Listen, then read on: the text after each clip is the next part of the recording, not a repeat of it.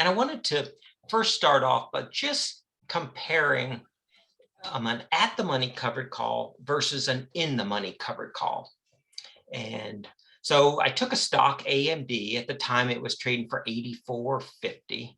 So if we were selling an in the money covered call, we would sell something like the 82 call, and that would pay us a credit of around $3.60. Now we're $2.52 in the money, and that's our protection. That's kind of our cushion.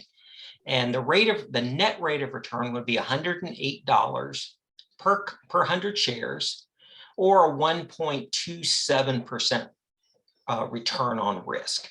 And that's pretty good if we're looking at like a week to maybe 2 weeks total.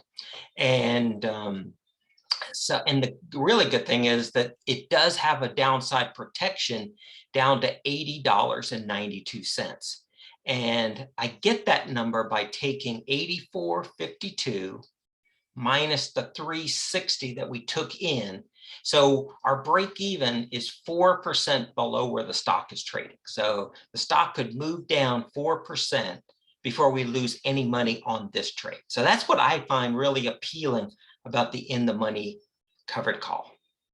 So if we were looking at the exact same trade, but we wanted to look at an at the money call, we would look at, buying the stock at 84.52, and then we would sell the 84.50 call pretty much right at the money for $2.20 credit.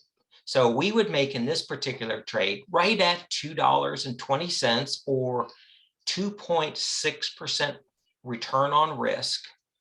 And our downside protection would be about 2.6%. So, a nice rate of return and pretty good downside protection. So that's kind of the compare. So if you look at the two, if you look at the in the money covered call, you get less return, but more downside protection.